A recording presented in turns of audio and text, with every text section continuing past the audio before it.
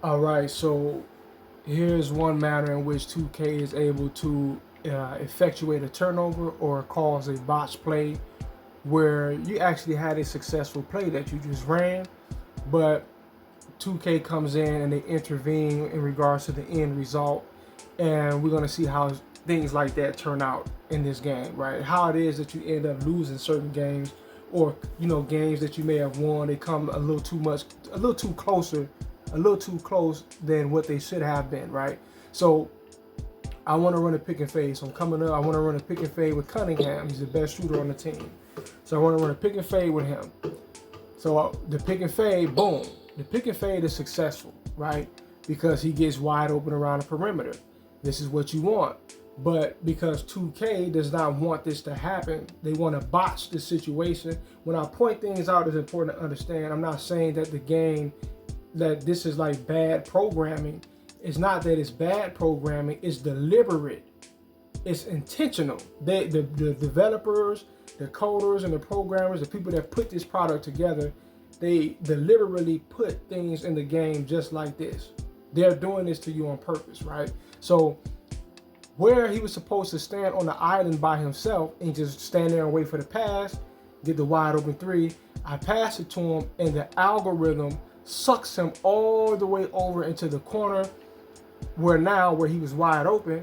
Now he catches the ball with a defender smack dead in front of him. So they deliberately pulled him a open man. The game is doing this, right? Let's take it back. The game pulls him in where he was open. It pulls him in front of a man so that he does not have the open shot.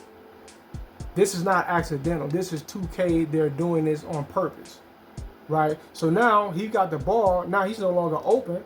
So he dishes it off to Tobias Harris. Tobias, he gets to, trying to do his thing in the ISO, and look what happens. Boom. Now he got a turnover. Look, take it back. We just lost the ball in a situation that this was the peak of the situation where we lost the ball. He's open. See, the game is pro. This is why people say, especially in 25, what everyone is saying is so bad. It's bad because of them intentionally programming the game to cheat. He's here. How do we come from this right here, wide open three, to now we got a turnover?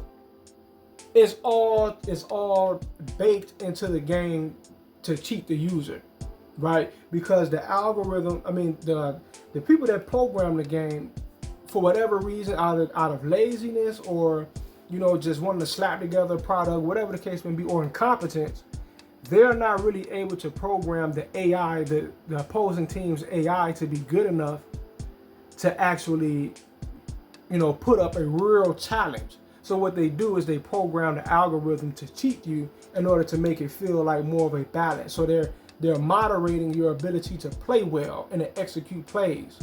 Right? Now let's prove that even further. Right?